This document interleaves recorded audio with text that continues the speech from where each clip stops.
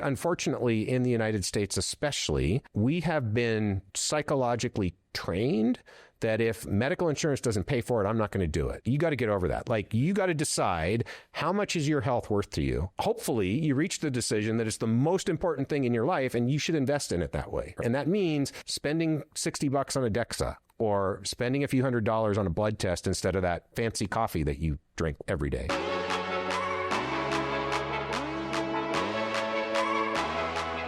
So to set a little bit of context of this, we're doing a series of shows right now around different systems of the body and how we measure them and how we improve them. And so in some ways, this show, I think, is kind of a culmination of all of these, because the point of measuring any system in our body and understanding its health is really so that we can live longer and maybe be healthier.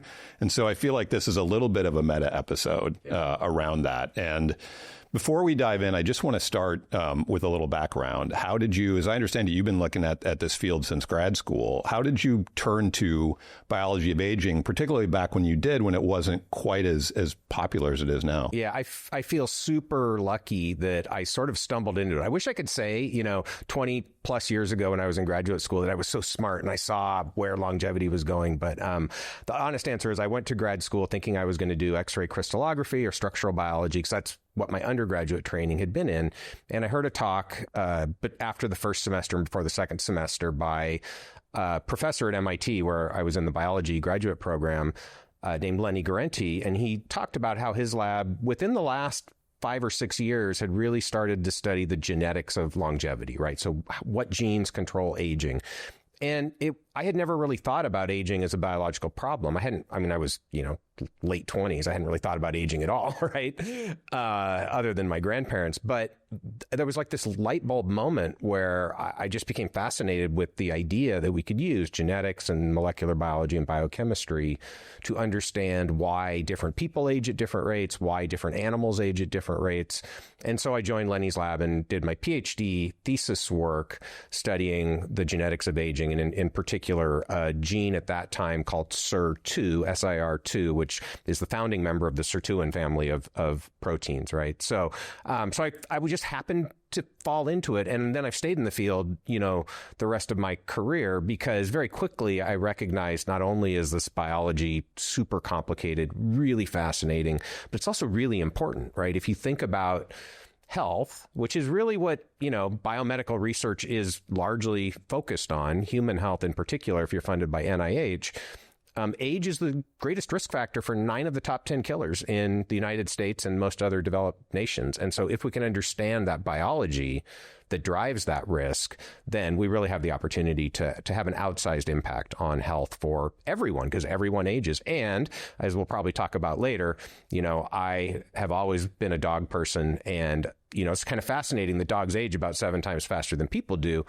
And if we can do something about aging, we can hopefully help our companion animals live longer, healthier lives too. So that's kind of what has kept me in the field since then, is that hope, goal, intention to have a large impact on health and well-being for companion animals and people. Maybe talk about what's happened in the field in your time, because you mentioned SIR2, and my memory is that covering it just from the journalism side, that kind of 90s era was when this really started to take off as a field. There were a lot of exciting new developments. Shortly, maybe 5-10 years later, we got the resveratrol sort of peak in interest, which we could talk about later. If you want to. That's a blip on the radar. But I think it's an interesting, I think that more than anything, and we will get into that later, because I feel like that penetrated in the public consciousness a little bit. But I feel like even back in the 90s and 2000s was when this popular idea of maybe we can do something about aging started to really come about. And at the same time, there's lots of noise in the news now about how we are sicker, we are fatter, we are age expectancy has actually gone down a little bit.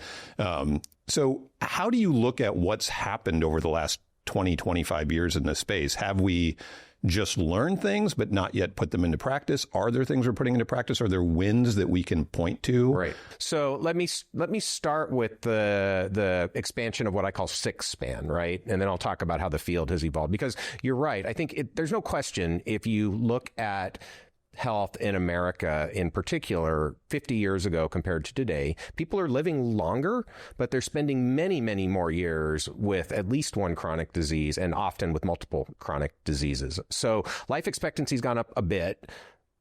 Health span has almost certainly decreased. And we probably should talk about health span in a minute and what we mean by that, because it's a concept, not something we can actually measure very well. But sick span, the period of life with at least one disease, has expanded dramatically. And we can get into the statistics, but it's really not necessary. Just look at pictures from 50 years ago and ask yourself, how many obese people do you see, right? There aren't any, or very few. Whereas today, it's half the population.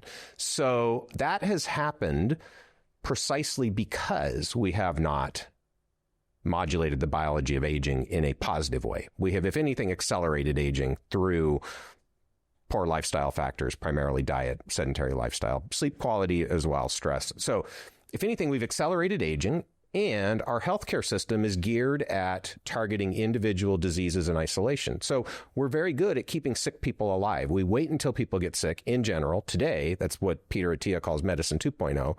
We wait until people are sick, and then we bring this really sophisticated healthcare system to keep sick people alive. What we really should be doing is keeping people healthy longer. And I think the best way to do that outside of lifestyle, which does target the biology of aging, but the best way to keep people healthy is to slow the biological aging process. So that I think is just an important concept for people to appreciate. I believe that's why America has gotten sicker. Now, there's all sorts of cultural things that go into that. There's healthcare disparities, there's economic challenges, but largely it's because our system focuses on waiting until people are sick before we do anything about it. And we need to fundamentally change that. And that's really one of my major goals right now, is to help with that. So now let's talk about how the field has evolved. So again, when I came into this, and I'm going to talk about the science because that's my background, right? So I'm talking about scientists who are trying to understand the biology of aging. When I came into the field, it was just at that, you're absolutely right. That period from about the mid 1990s through the mid 2000s was in some ways a golden age for the science of longevity. We may be going into another one now. And I say that because before that, the science was, people learned a lot, but it was pretty phenomenological. It was observational. You know, we would do things to, the scientists at that time would do things to laboratory animals and ask, how does that affect the way they age? And mostly studying caloric restriction. Or they would study old people and ask what's different about old people from young people. But it's very observational. And a few years before I joined Lenny's lab, people like Cynthia Kenyon and Gary Ruvkin and Lenny and Linda Partridge sort of changed the narrative because they started to study aging biology from the perspective of mechanism, right? Using genetics and molecular biology and biochemistry to start to identify genes, to start to understand how are those genes affecting the rate at which different animals age. And they used very short-lived animals in the laboratory where you could do those kinds of studies. And that was that's how again, I'm so lucky to have come into the field when I did, because it was right at that moment where we felt like we could actually potentially solve this thing, right? Because every week somebody was publishing a paper on a new gene that extended lifespan in worms or yeast or flies or sometimes even mice. So it was super exciting. And out of that, we emerged with kind of the current paradigm, which one way to think about is the hallmarks of aging. These, factors. There are now 14 of them, supposedly. I'm going to say there's 12. I'm going to say there's 13 because one of the 14 is just shouldn't be a hallmark of aging, in my opinion. But anyways, 13 processes that seem to be intimately involved in the biological aging across the animal kingdom, right? And they include things like telomere shortening and mitochondrial dysfunction, epigenetic changes. I could probably name 11 of the 13. So that's kind of what came out of that period, because we found all these genes, we identified mechanisms, we ended up with the hallmarks. And that's kind of where we're at today in our understanding of aging biology. The other thing that happened, though, is we learned that there are, number one, multiple interventions we can apply to slow aging in laboratory animals. And number two, you don't have to start when the animals are young. You can start during middle age and still get pretty big effects. You can even reverse some of the functional declines that go along with aging. And so those two things, I think, made people believe that there's a real opportunity to do this outside of the laboratory in the real world. And so the field now, there's still a lot of people studying mechanisms of aging. in laboratory animals, but there's been a big push to what I would call translational geroscience. And geroscience, that word just means the intersection between aging biology and age-related disease and functional declines. So translational means taking it out of the laboratory and now trying to apply it in the real world. So we're starting to see clinical trials in companion animals, in humans. It's not easy. There's lots of reasons why you can't do a lifespan experiment in humans, at least not normally aging humans, which is what we would do in the laboratory. So people are trying to figure out, how do we move a drug or a supplement or a lifestyle intervention into the human population in a way that's going to be effective and where we can show it actually works to slow aging. I think that's a good lead into, where I think all conversations about this have to start, which is defining terms. Yeah. Before I go there, I just want to ask, are you sick of defining terms? I'm not sick of it because I think it's super important. I think the lack of precision in the way many people in this space use terms leads to a lot of confusion. It also leads to debates where everybody fundamentally agrees. They're just using different definitions. So I get frustrated sometimes with the way that some of my scientific colleagues misuse terms. I think I understand why lay people might not use words like health span or longevity or lifespan precisely. In my view, there's really no excuse for scientists not to use them precisely and rigorously because they should have been trained to do that. My background's in nutrition. I thought I knew everything, but it wasn't until I was tracking that I had to ground truth my assumptions with what was actually happening in my real life. The only way to actually know what works is real data.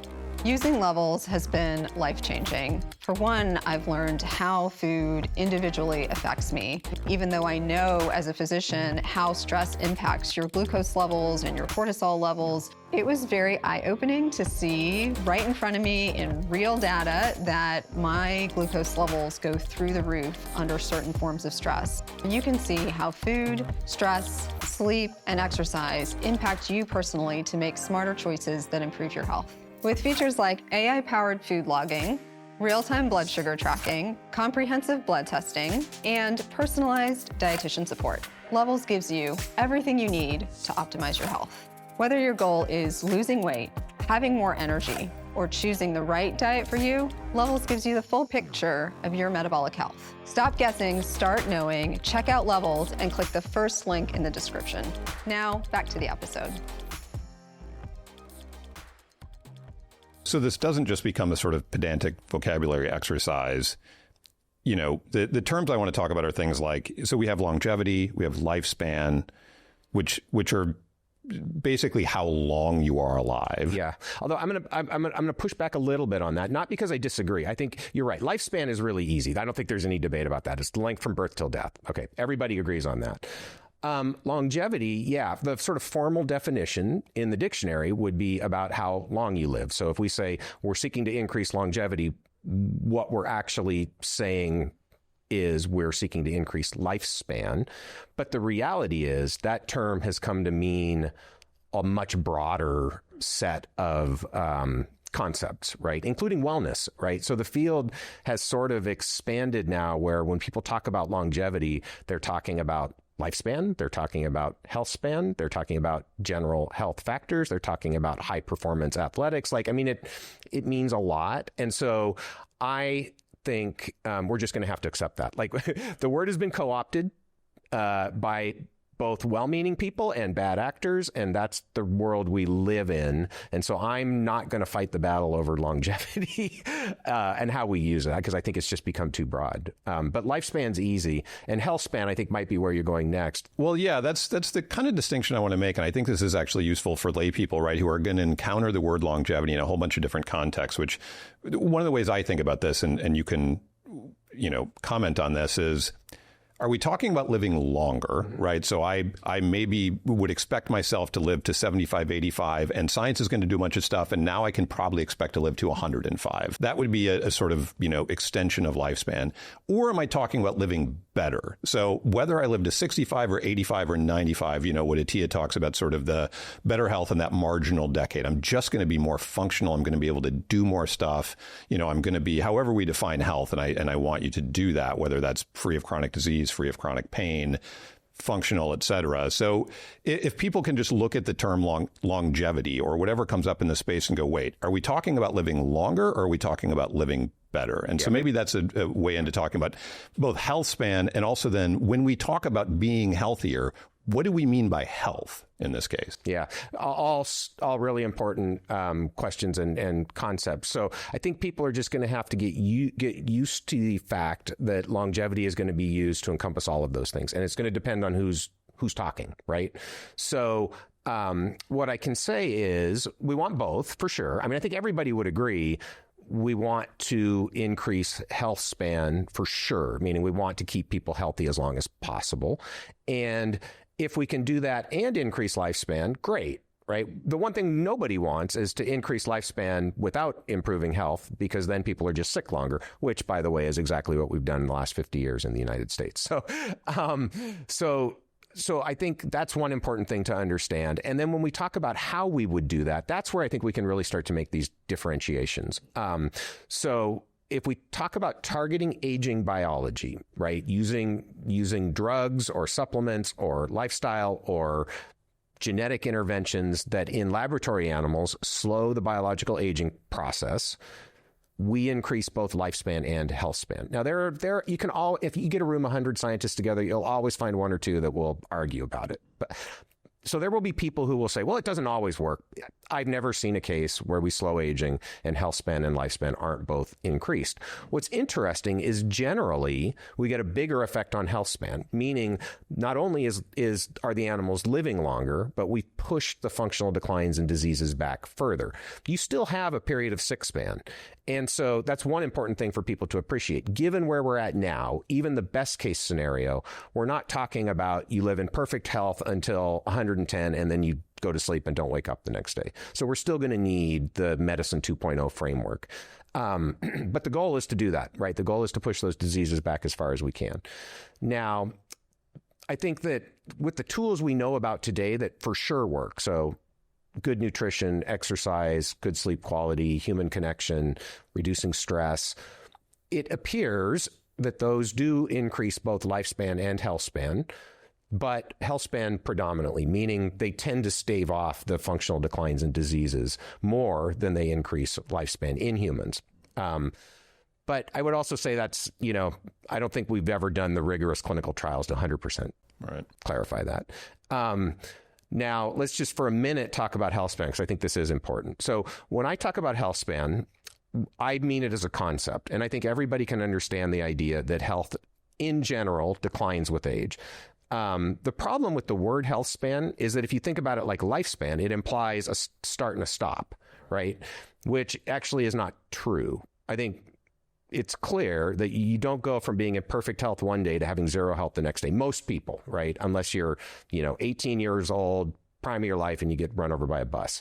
Most people are going to have this decline in health. So health span is problematic because it immediately suggests that we can measure it the same way we measure lifespan. And we can't because there's no consensus definition. So I think we should just give up on that. And we should recognize that health is what we would call a continuous variable, meaning if you think about 100% health, you might be at 98% health the next day and 96% health the next day. And then you get a virus and you drop down into your 50s, but then you come back up. So we have this resilience process where health status can go up and down. Even there, it's still more of a concept because your definition of health might differ from my definition of health, might differ from, somebody else's definition of health. And I would argue needs to include mental health, emotional health, in addition to physiological biomarkers, right? So it's tough. It's a tough thing to precisely measure health, which is why I prefer to stick with conceptual frameworks rather than trying to say, we're going to measure your health span, right? We can use tools like presence of a chronic disease as a demarcation point. So, and that's the term sick span that I introduced earlier. It's not a perfect definition, but I think it's a reasonable place to live and say, okay, if you have a chronic disease or significant disability, and we could argue about what significant means, you're in the period of life that I'm going to call sick span. Now, the thing that's important to appreciate is you might not stay there, right? Right. We can reverse some diseases, right? We can reverse diabetes based on the clinical definition of diabetes in lots of people.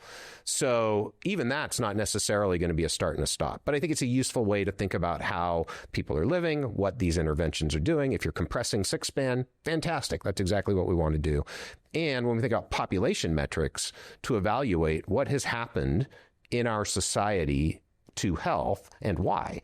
And we need statistics sometimes to be able to do that and to make a case for policy changes.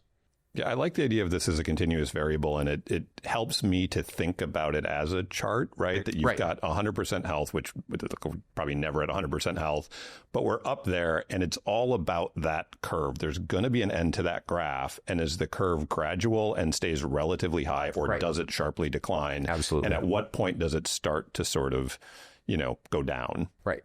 Yeah, no, I think that's exactly right. I published a review paper. This was probably, and it might even been 8-9 years ago by now, where I have a graph like that. I just made it up, and I sort of made up based on my own experience, what my health graph might look like. And again, exactly what you said, you're pretty high health in your early adulthood, and then life happens, right? You get married, you have kids, you maybe don't exercise as much, you slack off on your diet, because you're feeding the kids. And then you can go through periods where you get sick and your health declines precipitously. And if you're lucky, you'll come back from that. And I think it's important for people to appreciate as well. This is a nuance, but it's really confusing right now because people conflate biological age with health status, right? And so when we may talk about these biological age tests, right? When people say they're measuring biological age, none of them measure biological age.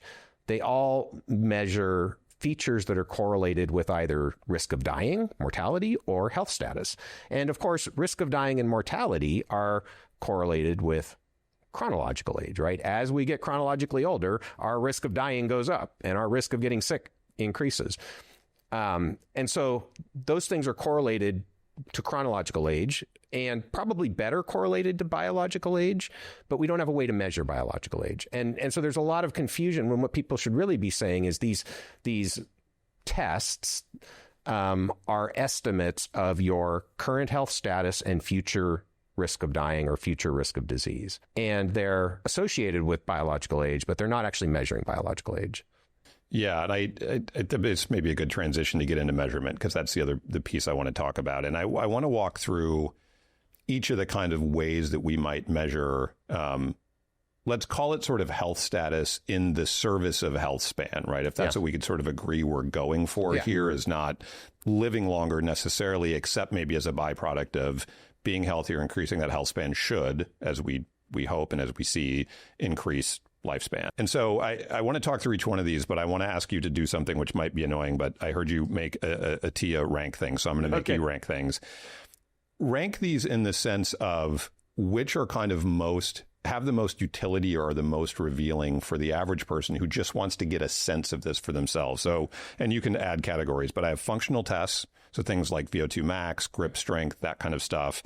Systems health via biomarkers. So maybe just measuring molecules in the body. So I'm gonna make a point here, which is that word biomarkers, anything you measure that is biological in nature is a biomarker. So even the functional tests are biomarkers. So I think we need to be clear. We're talking about like blood-based biomarkers, functional biomarkers, imaging, right? But all of those are biomarkers because they are metrics that are associated with your current physiological state. It's a good bit of clarity. I guess in this context, I'm referring to blood biomarkers, molecules we can measure via blood tests, essentially, because again, I think I'm thinking about this in part in the context in which people might encounter these mechanisms, right? And so you can go get a VO2 max, you can go get a blood test. Yep. And again, sorry, but I mean, the field has moved so rapidly that people, when they even look at blood biomarkers, will run across clinical blood tests, right? These are the same things you get for your primary care doc, and then more extensive ones that have been clinically validated with reference ranges based on populations. And now there's a lot of these, what people call multi-omic tests, right? Metabolome, epigenome, transcriptome, right? Which are not clinically validated and don't have that long track record of understanding how those things are associated with health, all kind of lumped under those blood biomarkers. So I'll be careful to try to differentiate, because I think they are very different in their utility right now. I think that's a useful distinction. So then the clocks, and I'm thinking specifically of the epigenetic clocks or the phenotypic clock, but the ones that folks that could go out and buy or might encounter. Cellular signals, but telomere length, I think, is the one that most people maybe have heard of, but mitochondrial health might be another, oxidative stress. And those are all related to the hallmarks of aging. So in some sense, measuring the hallmarks of aging. Yeah. And, the last note I had here was you could talk about this, but I've heard you refer to this as essentially a network of aging systems, and that these are all, although we're going to try to rank them, they're all actually very interrelated. So any categories I've left out, feel free to add in. But I'm curious, as you think about these measurements of functional, clocks, epigenetics, cellular signals, blood biomarkers, how would you rank those in terms of telling me something about my current health status and my sort of predictable health span? Yeah. And I think the way I think about this is I start with what's the foundation, right? And then you can add things on top of that. But I think it's also important, because I think this is a relatively new development, to differentiate between, are we talking about people who have access to qualified medical professional who actually thinks in a Medicine 3.0 framework, or are we talking about people who are buying blood tests online and they're going to try to take it to their primary care doc? Because I think those are two very different situations. And I totally understand and in many ways agree with the sort of democratization of these tests, right? Giving people access to these tests. I think for the average person, it is very, very challenging to know what to do with that information. And if you take it to your primary care doc, you're not going to get the help you need. So we're in a tough place right now.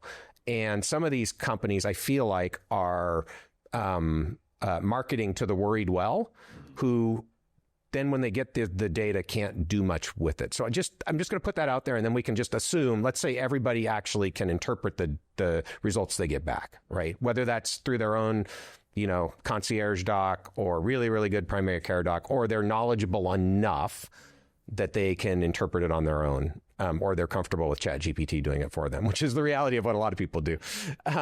So at that level, the way I think about this is the foundation, I would put in that foundational bucket comprehensive blood work. And we could talk about the specific blood tests, but, this is going to be most of the things that you'll come across if you go to one of these companies that is selling you a wellness or a longevity blood panel.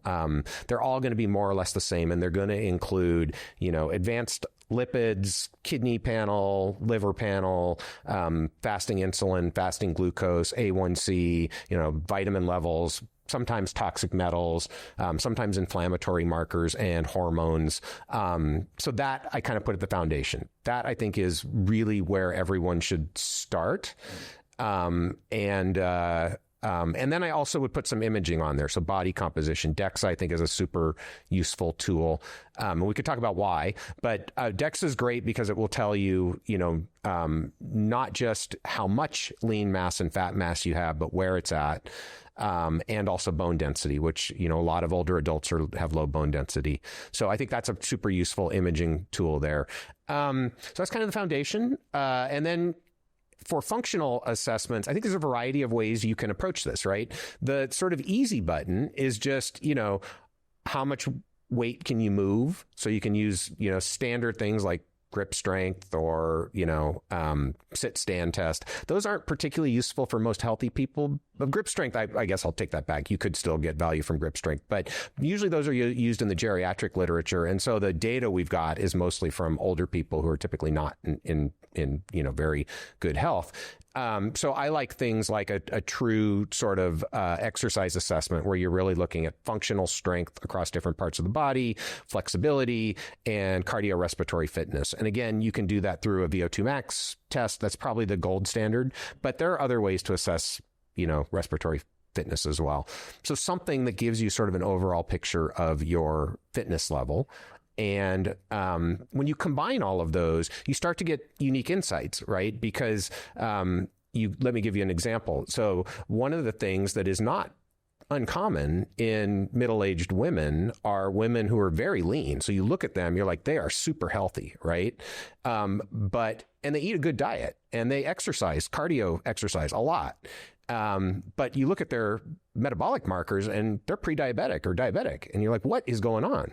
And in some cases, it's because, maybe they're perimenopausal. So they're going through the hormonal changes. They're not on hormone therapy. Their lean mass, even though they don't have very much fat mass, their lean mass is very, very low. So they're under muscled. So they don't have that metabolic sink. And maybe they have a little bit of higher visceral adipose than is optimal. And so you actually get this metabolic perturbation in somebody. When you look at them, you're like, that person is super fit, right? So you combine the DEXA with the exercise assessment or the movement assessment with the blood work, and you start to get a picture that then solves that mystery. So sorry, that was kind of a long answer, but that's sort of my foundation. I would also suggest if, it's useful for people to take a look at their sleep quality. So there are various tools you can do that. I think generally, I don't think too many people get surprised by their sleep quality assessments. You kind of know if you sleep well or you don't. I think the one thing that is universal that you learn when you look at a true sleep assessment is how bad alcohol is for your sleep quality. But if you struggle with sleep, getting that dialed in, again, these things are all connected, is super, super important, because that can throw off all the other systems as well. And then the last one that we don't talk about much in the longevity space is, how are your relationships? How is your mental health? How is your, mindfulness, your connection to the world around you? That's a hard one, especially I think this is a generalization, but especially for men, in their 40s, 50s, 60s. But again, it's all tied together. It all affects your stress levels. It all affects your hormonal balance. And that impacts all the other pillars. So again, I think about it in these 4 pillars. I know I've gotten off the tests a little bit, but you can quantify these things, right? And so assessing, and again, we don't think about this, but assessing your emotional health, your relationship health, I think is part of the equation. And so I would put that in that sort of biomarker bucket that people might want to think about. Okay, so that's the foundation. Do you want me to stop, or do you want me to kind of go on from there? Because that was a long answer. I just want to echo, because I think it is a really important point to call out. I think where that sort of emotional connection, emotional health thing, to me, what's interesting about that is that it really, it covers both health span and lifespan, right? There's been lots written about a big driver of the decrease in lifespan that we've seen could be traced back to that. It's, deaths of despair. It's that whole sort of narrative, right? And we know that it both has a physiological effect, which is decreasing your health span and probably your lifespan, but also can just, lifespan can be affected by things that have nothing to do with the physiology of your health, right? Like you're depressed, you have addiction issues, you have suicide issues, you have, things like that. And that's going to decrease your lifespan, and that's about emotional health. Right. The only thing I would add to that is, it's not completely disconnected from physiological health, though, right? These things are, in fact, intimately connected, right? And in both directions. So your physiological dysregulation can drive emotional imbalances, right? And again, hormones is the most obvious. It's not the only one. But when your hormones are dysregulated, that has huge impacts on your emotional health and mental health. And, some of the things that we can measure from blood work, vitamin D, right? Again, causation is challenging, but correlation is pretty good. Or omega-3, right? That there's relationships here to emotional health, mental health, and physiological dysregulation. And then, of course, if you are depressed, if you are in a bad relationship or don't have any strong relationships at all, that's going to impact your chronic stress levels, which is going to have a feedback effect on your physiology. So again, totally interconnected, and it's just useful to recognize that, because I think that helps us frame the picture a little differently. And I would say maybe what we can start to get is a little bit more holistic view of health, because right now, there aren't very many longevity clinics that are thinking about emotional and mental health and relationship health. And there aren't many mental health professionals who are thinking about physiological health. And so one of the things we do at OptiSpan is to try to really think about those things connected. So in our 4 pillars, one of the pillars is exactly that, the relationship, emotional health piece. It's hard it's really hard because as trained as a scientist and in the aging field, like I don't know anybody who's really looking at how, relationships affect biological aging, but they do, right? So as you said, clearly they do, because we know that people who are sort of chronically lonely have increased risk for not only dying, but pretty much every age-related disease that's out there. That's a clear sign you've done something to the biology of aging. And after a bereavement event, your risk of dying goes up precipitously, quite dramatically for a period of time, especially in men.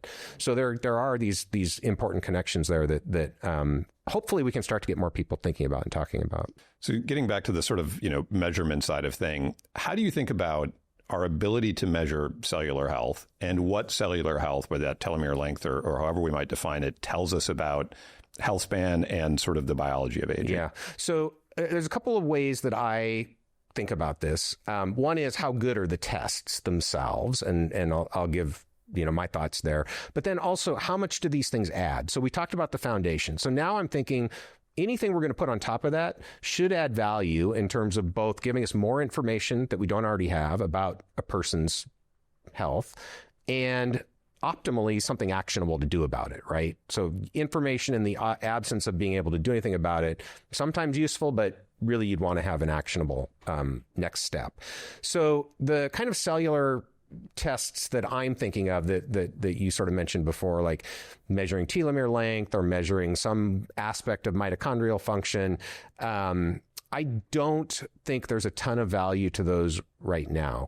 I will say the different tests have different sensitivity and specificity. And all I mean by that is some work better than others in terms of actually giving you useful and accurate information. So telomere measurements historically have been very challenging for technical reasons, and I still don't think the technology is there that even if we knew what to do with it, that it would be all that useful at this point, because it's just not that accurate. Mitochondrial health, that's sort of a global term that means nothing. We don't have a good way to measure mitochondrial health. We can measure different aspects of mitochondrial function, but anybody who tells you they're measuring mitochondrial health is not being scientific in what they're doing. And then I would also put the sort of the direct-to-consumer biological age tests in that same bucket. So these are tests where people will measure epigenetic changes that go along. That's the most common, epigenetic changes that go along with the aging process. And as I alluded to before, these are super useful research tools, and we're learning a lot, but they're not yet mechanistically connected to biological aging or to mortality or to disease risk. So they're all correlative. They're patterns that we can measure that are associated at the population level with increased or decreased risk of dying or chronological age or different risks of diseases. And they're marketed as biological age tests. They're not really measuring biological age. It doesn't mean they're not useful. If they actually were done well, you could potentially get an accurate view of your current risk of dying in 3 years, 5 years, or 10 years. And in theory, if you modified your lifestyle or your health in a positive direction and you did the test again, that risk would go down. So I think they do have some potential value. The problem is the way they're being marketed to consumers is very, in my view, irresponsible. There's no regulation. There's no quality control in the industry. If you look at tests across multiple companies, they're all over the place. Even within the same company, they're often all over the place. So I don't think they're ready for prime time. I think that they have been, and this is speaking for the that space as a whole, that industry as a whole. I'm not picking out any specific companies. I think they have been marketed in a deceptive way. People believe these are actually valid tests that have been validated by some external body. They're not FDA approved. There's no group that has looked at these tests in the consumer market and said these are useful or they actually measure anything at all. So, I think people have been misled. I don't recommend that people get them unless you just want it for entertainment value. I don't think you can have confidence that what the numbers are actually giving you are useful at this point. But if they were accurate, there might be value there. But then we run into the actionability question, right? What do you do about it? If your quote unquote biological age is 10 years older than your chronological age, what do you do about it?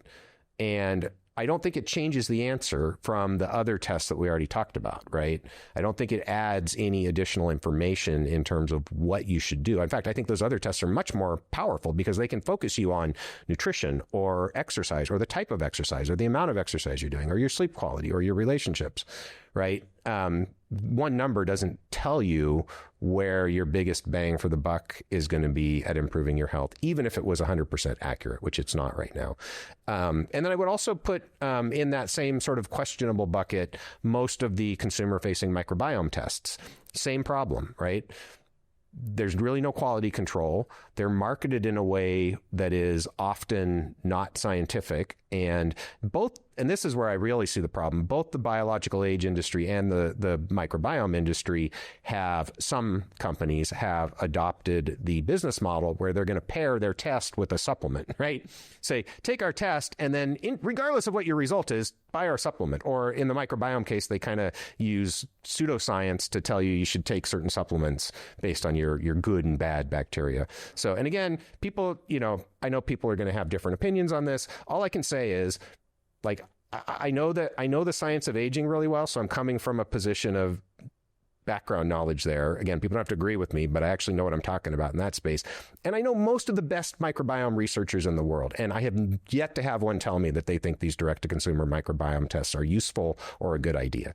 So there seems to be pretty broad consensus among the scientific community that those tests are not ready for prime time. Again, microbiome, super important for biology. I'm not trying to say that we shouldn't look at the microbiome.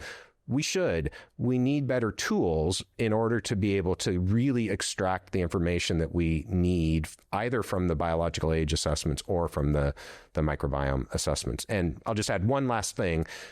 There are a small percentage of people who have specific conditions in their gut where specific microbiome tests are valuable. So I'm talking about these sort of global direct-to-consumer microbiome tests, not the dedicated clinical ones that measure specific bacteria or fungal species that are known to be associated with specific health outcomes, where there's something actionable to do about it if you get a positive signal. I want to come back to the epigenetic clocks and dig into that a little bit more, because I do think I feel like they're only going to get more popular and people are only going to see more and more ads for those in their Instagram feeds. Yeah.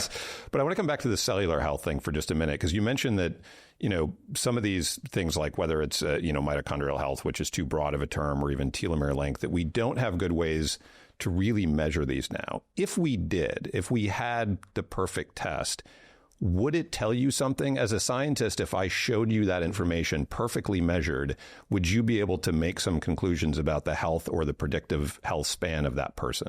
It depends on what you're measuring, for sure. I think just with those two examples, again, when we're talking about mitochondrial function, what we're really talking about, there are a variety of ways mitochondrial function can become perturbed, right? So again, mitochondria are sort of talked about as the powerhouses of the cell. It's where we generate our energy and currency in the form of ATP, but they do a lot of other stuff. And so there's a variety of ways you can measure how well the mitochondria are working. And if the test told you what the specific problem was, then yeah, in principle, that would be useful, because it might tell you something about the mechanism leading to that problem, and more importantly, something actionable you could do or take to fix that problem. Telomeres are harder because, first of all, telomeres are the caps on the ends of chromosomes. Telomere shortening is one of the hallmarks of aging. But telomere length is very variable across different tissues and organs. And so you would really want to know where the telomere shortening is happening. And even then, it's not completely clear what you do about it, right? So there are some supplements that are, reported to lengthen telomere. I don't think the data is great for any of them, and I'm not even sure that's a great idea. So in that case, I don't know how useful it would be right now, because it doesn't lead to an obviously actionable next step. And then the last thing I'll say on this, which is related to what I just said about telomere shortening in different tissues and organs, one area where I do see a lot of promise and this is being done with epigenetic tests, with proteomics, so protein measurements from blood, metabolite measurements from blood, people are starting in the research world to identify signatures from blood that predict the health of different tissues and organs throughout the body, right? That I think is really powerful, because what you might be able to do from a single blood test in a few years is understand in an individual if they are experiencing, premature decline in the brain or the kidney or the liver, that can then guide you to go do additional potential diagnostics and then target therapies. That kind of falls in the same class. We didn't talk about, kind of what's the next level up from the foundation, but I would put some of these advanced cancer screening tests that also can detect cancer early, and at least with some of the blood-based ones, give you a prediction for the tissue of origin for that cancer, right? So then you can go look and see if you get a signal for, liver cancer, you can go then do a more targeted imaging approach to detect, hopefully, that cancer. How do you think about it? I'm glad you brought those up. So things like the GRAIL cancer screening, some of the advanced sort of lipid, the calcium artery that you can do, full body MRIs, which would become a lot more popular. How do you think about those fitting into this mix of, again, if my goal is to just get the clearest sense I can of how healthy am I, where do those fit into the mix? A great question. So I've done all of them. I mean, I've done all of those. I haven't done everything that's out there. But so there are a couple things I would say. I think they are very valuable. And I think it's individual. So the reason I say that is, particularly like the advanced cancer screening or whole body MRI, there is always the possibility that you're going to get a false positive. You're going to detect something that's not a real problem. And that can lead to a couple of negative outcomes. One is anxiety, right? So you're going to create anxiety for the person. And two, sometimes invasive secondary approaches like a biopsy that you don't need because it's not a real cancer. So you need to be aware of those things. Obviously, you need to have a good medical provider. I think especially now that we get to the sort of next level. And again, this is in my view a challenge right now, because there are companies that are marketing kind of direct to consumer whole body MRI, right? Without any real sophisticated medical care as follow-up. I struggle with that because I think, that really opens up the potential challenge of people getting a signal, not getting the follow-on care that they need, and having a lot of anxiety because of that. So all of that being said, I do think these things are valuable. So I really, I was kind of, I wouldn't say I was a skeptic. I was on the fence about the value of whole body MRI until I did it. And now I know several people who have done it. So fortunately mine was pretty bland. The only thing it really picked up was lower back degeneration, which I already knew I had a bad back. So yeah, so it didn't really tell me anything, but it was a nice reassurance that there's no major problems, at least that can be picked up by whole body MRI. And I know people who have had very significant things get picked up by whole body MRI that had a big impact on their health. They were able to either catch a problem early or kind of change their approach to their health in a very significant way. And I'm being careful not to talk about the details because I don't want to give away anything I shouldn't, because these are all close people to me. But so I do think for some people, whole body MRI, fantastic. And I think it's a very useful tool. And you can get things like brain volume if it's done right. You can get assessments of whether you're at higher risk of dementia because of changes in brain volume. Again, people will ask, is that actionable? I do think it is. I do believe that for many people, if we catch mild cognitive impairment, early onset dementia early, and they lean in and do what they need to do, we can basically stop it in its tracks. Not for everyone. And I'm certainly not going to say we can reverse Alzheimer's disease, but I think there are things we can do that can at least greatly decelerate the progress, if not stop that progress, at least slow it down enough that they're going to get the quality years that they could get with the rest of their body aging the way that it's aging. So I think you can detect that by whole body MRI. So we talked about Gallery. I've done Gallery as well. The only disappointing, it's kind of funny because, you get a negative result. I got my negative result from Gallery and I was disappointed because all the report said was no cancer detected, right. Which is the good thing. That's what you want. But I do think Gallery is useful. Same problem, false negative, false positive. You're going to miss some things. You're going to get some back that are not real.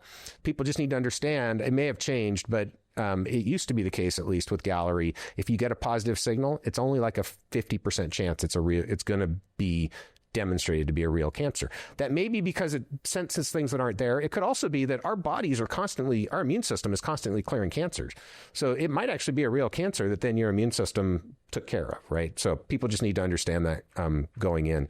I recently did Clearly, which is an AI-based analysis on top of a CCTA, so a cardiac CT scan. Super cool. Like you can see hard plaque, you can see soft plaque. If you're at risk for cardiovascular disease, I think it's something that you should consider. The radiation is pretty low on these new CT scanners. Risk is very low. I think those things have value, but again, I think it's a personal choice. And it definitely needs to be done with the guidance of a doc who understands this sort of approach to healthcare.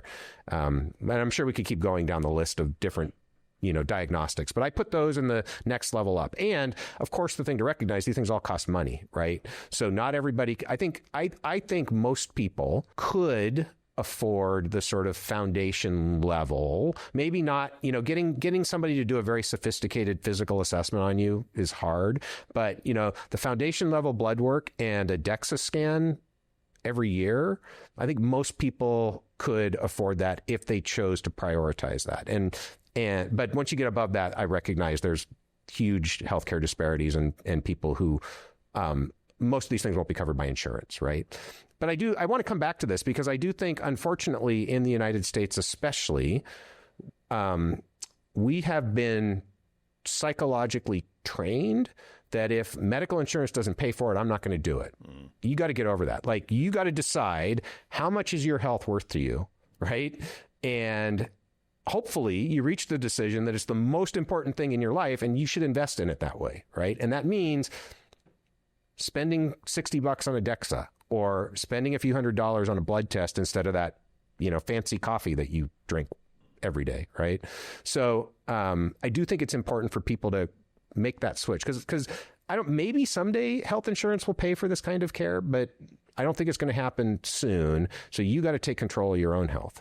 I think that point about sort of knowing yourself and where you're at, because I feel like these things fall into a couple of categories of either actionable, right? This is going to tell me something that will point to the specific thing I should do, and we're going to get to interventions in a second, or they're motivators. Mm-hmm. Yeah, right? That's true. And I feel like that's what, to come back to the biological clock, if it's accurate, or at least ballpark accurate now, right? If the best the biological clock can do is motivate me, because even if it's doing a perfect measurement of the methylation, there's still not a specific intervention I'm going to do. It's just going to say, trouble ahead. You should take this more seriously, or you're not as healthy as you think you are, or whatever. And it's just going to sort of motivate me to do more. But understanding if you need that motivation, or do you just need the intervention, I think is helpful, because if you're looking for intervention, if you're looking for actionable things, right, and you go get a motivator test, like a full body MRI, right, and you don't, that's where I just worry about the anxiety side of people. Our company has helped people get CGMs. And so we've seen this, right? Yeah. And I know you've talked about this with glucose monitors as well, being a useful motivator. Absolutely. Yeah. But also, if you're not the right person for it, can be disastrous. Yeah. Well, and I think there's an education component. So let's come back. I'll comment on the general principle, but I should have put CGM in there too, where, we use CGM all the time at OptiSpan in our clinical programs. I think it's one of the most powerful tools that we can use. And it's interesting and powerful because it's both. It both tells you actionable information, and for many people, it is a motivator. And it's what I call a sticky motivator, in the sense that what you learn about how food impacts you, you can't unlearn, right? So, but you're right. For some people, it is an anxiety generator. And for some people, they get bad information, or they get no information to go along with their CGM. And so they get that creates more anxiety, and they don't actually get the value from it that they could if they were actually given a sort of a full, protocol with education to go along with the continuous glucose monitoring. But I think it's a super useful tool. Just to touch one more time on the biological clocks. So you mentioned that the challenge with those right now is they're not really validated either across the field of them or even within themselves. So I guess one question is, having read the Horvath paper and read the Levine paper, and I've read Morgan Levine's book, it appears to me that these things are serious tools in the sense that there are serious researchers doing this. The effort that goes into them and the attempt to refine the correlative nature of them to be more and more predictive is a serious effort. So where do you feel like what's still missing within that space, and what would an ideal version of that look like, and what would you use it for then if you could get these to the point, if you could get an epigenetic measurement to the point that you would want it to get to? Yeah, so absolutely. And again, because I have been critical of the direct-to-consumer biological age industry, people often assume that I just don't think these tests have any value at all, or the epigenetic assessments have any value at all, which couldn't be farther from the truth. These are extremely powerful approaches that have been developed in the basic science world and have been shown to be relatively good predictors of not just chronological age, which isn't particularly useful. We all know how old we are, but risk of death in 3, 5, or 10 years, or risk of specific diseases, or even future health trajectory. In other words, the rate at which health is going to decline. You can find different signatures in the epigenome that are strongly correlated with each of those. That works when it's done properly. They're not perfect. There's error, but it works pretty well. So what can we use those for? I think there are really two things that are head and shoulders above the rest in terms of potential value from these tools as the research progresses. One is, if they worked well and we could trust them in the consumer space, in principle, these tests could tell you whether a particular drug, supplement, lifestyle modification is changing your future health risk, right? So you could, in principle, take a test that measures your, what people call pace of aging. And if it was responsive to, rapamycin, let's just say, and rapamycin slowed aging in you would see that on the test. So you could take the test again in 3 months. You could see it does or doesn't work. And then you either keep taking it or you stop taking it. That's really valuable if it worked, right? So that's one promise that these kinds of assessments have. The other is to tell us something mechanistically about the biology of aging. So we sort of alluded to this earlier. Epigenetic dysregulation is one of the hallmarks of aging. And I'm going to get a little bit in the weeds, but it's, I think, helpful for people to understand how this might be connected to the biology of aging. So these epigenetic marks are on top of your DNA. Your DNA is, your nucleotide sequence that you get a 23andMe, measure your DNA. That's what you're born with. Epigenetics, or the epigenome, are chemical modifications that are put on top of the DNA to regulate gene expression, which genes get turned up or turned down or turned on or turned off. And the pattern of the epigenome determines exactly that, which of your genes are highly expressed, which are lowly expressed. With age, that becomes dysregulated globally and in specific places. So if it was the case that one of the epigenetic marks that's in these clocks, right? This is another thing worth appreciating. All the different clocks that are out there, all they do is they pick a different subset of the epigenetic marks and use that to create a correlation, right? And so, again, just to give people a sense of scale, millions of epigenetic marks on your genome, we're going to look at the 100 that are most highly correlated with risk of dying in 5 years. Okay. All the clocks just use a different 100. It's not always 100. I just use that number because it's easy. Okay. So if one of those marks, or more than one, was associated with a specific gene, and we could show that changing the expression of that gene, turning it up or turning it down, accelerates or slows aging, boom, that's huge, because then we understand something important about the biology of aging, and it potentially gives us a target, either through a drug or a supplement or a genetic therapy, to slow down aging, right? So that's the other promise of these clocks, is that they will give us some mechanistic insight into why it is that we age, or why it is that different people age at different rates, or how environment, diet, exercise, sleep affect the biological aging process. And that's so that hasn't happened yet. And that's one of the, I think, criticisms of the epigenetic aging field, is that so far nobody has been able to show these specific epigenetic changes causally impact the biology of aging. I believe they do, but nobody's been able to show one-to-one that sort of direct mechanistic causation. Right. So as a concept, legit, definitely has promise. And I would say even as it's applied in the research world, legit. And I can't say with certainty that none of the companies are doing it right. What I can say is when you look across the breadth of companies that are out there, the noise outweighs the signal. And at least within some of the companies that and I know that because I've done it personally, so I'm basing it off of real data that I'm aware of.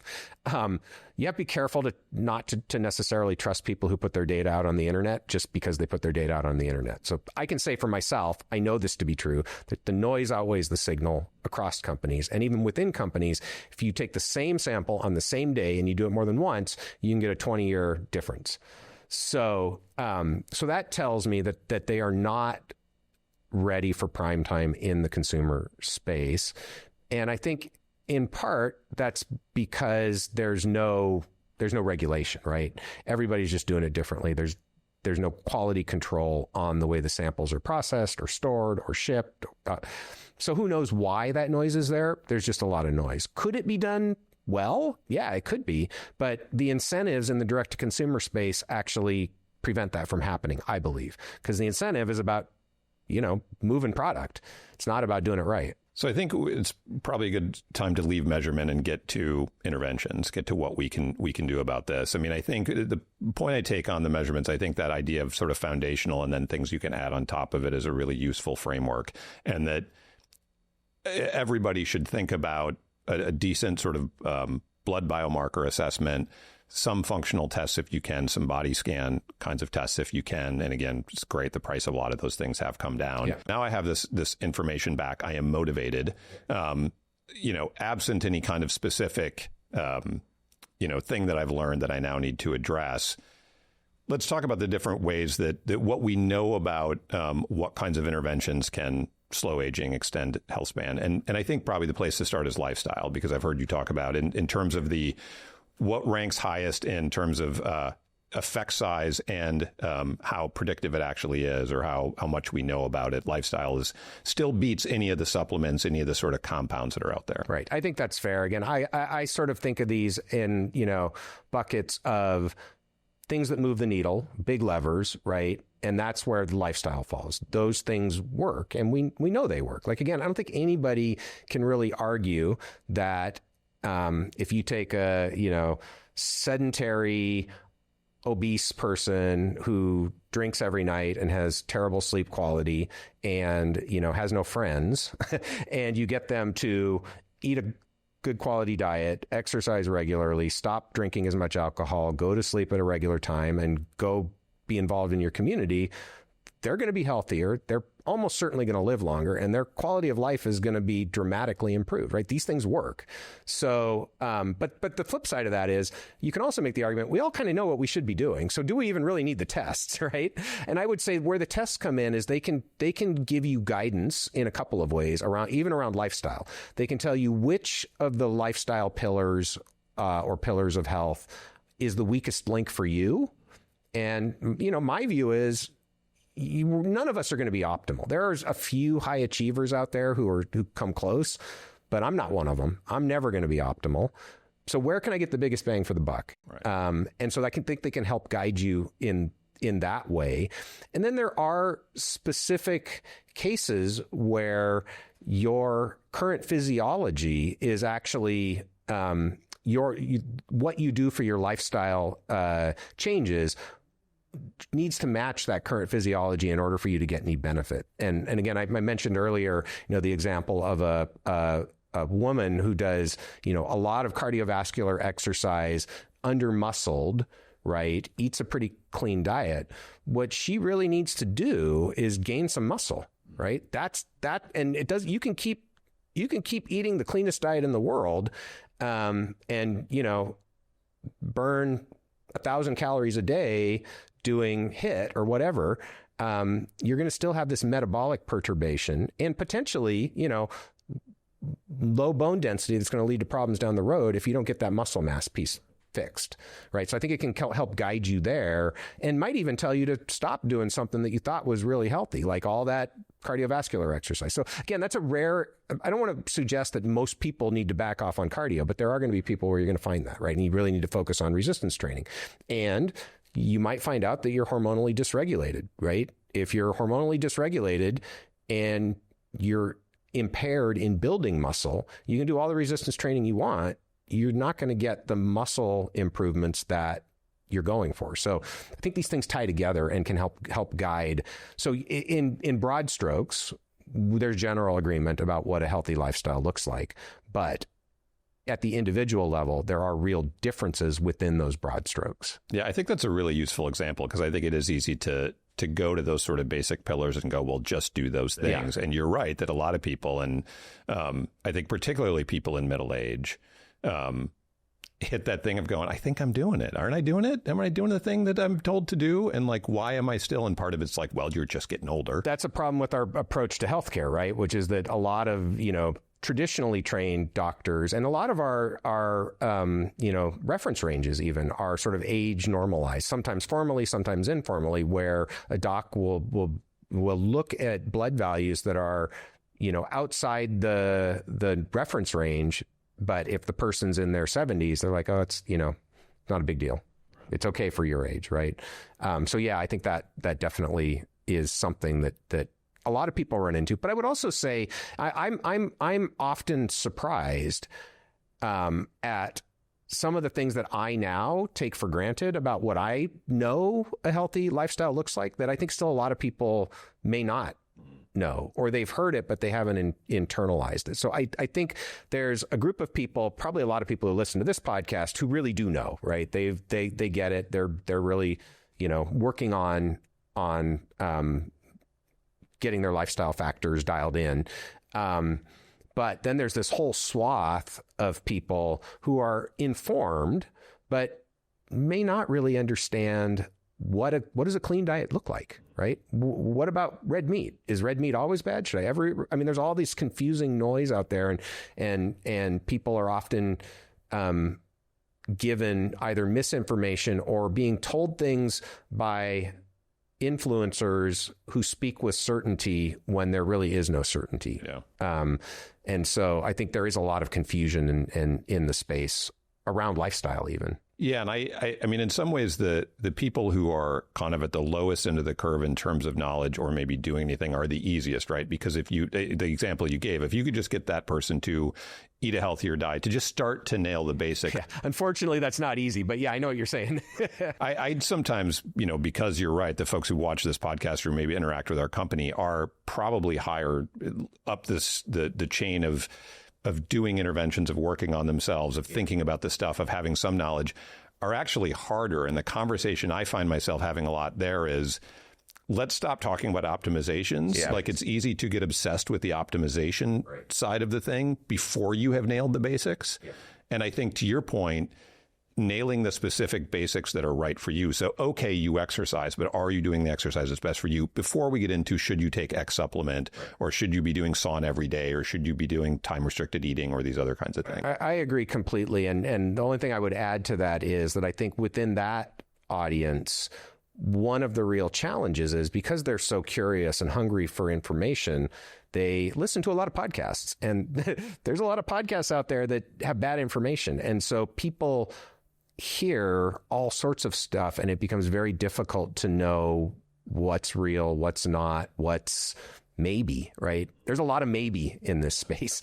And even within maybe, there's like, yeah, maybe, or there's like, maybe, I don't think so, right? So, but people have a hard time discriminating. I mean, I get a lot of, I feel very fortunate where I'm at now because I get to talk about this stuff. I've made a lot of friends, which is fantastic. Like my Connect pillar is way better than it ever was before because I talk to a lot of people and I get a lot of them asking me, they'll send me an article. What do you think about this supplement? And 90% of the time I'm like, yeah, there's really not much reason to believe that's going to do anything for you.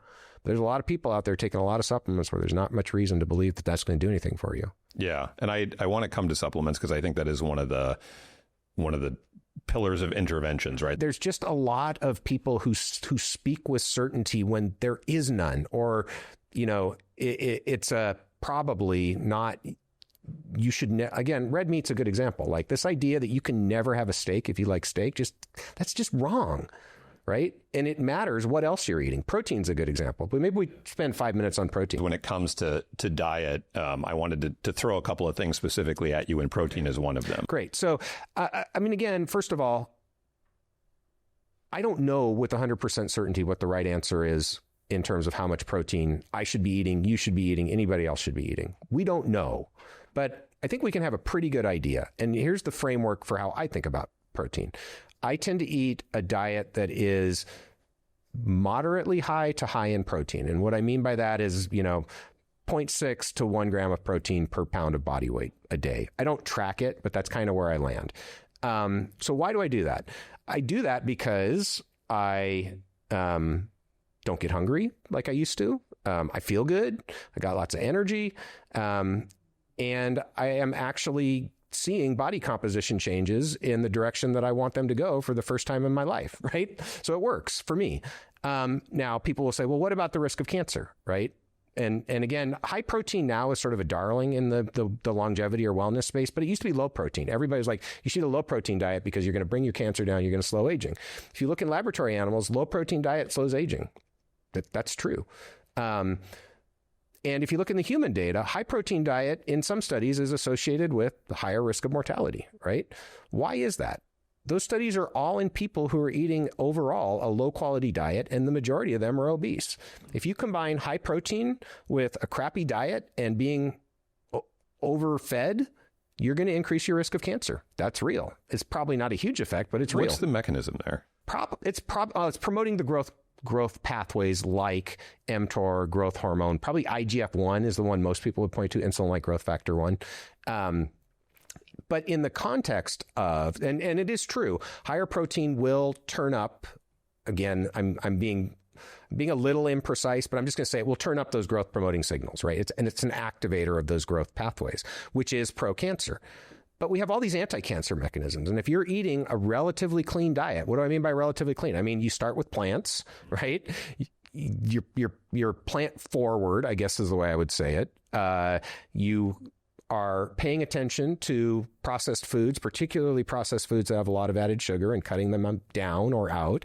You're not drinking too much alcohol. Like it's not super complicated. If you're eating a clean diet, and you eat high protein, you're going to boost your anti-cancer mechanism. So even if there is a slight increased risk due to higher IGF-1, you're going to counteract that. And you're going to get the benefits of the high protein. Why does that become important later in life? So I mentioned in laboratory mice, protein restriction extends lifespan. Laboratory mice aren't out in the real world. They're not being exposed to a bunch of pathogens. They don't really get frailty the same way people do. They don't really experience fractures and falls that kill them.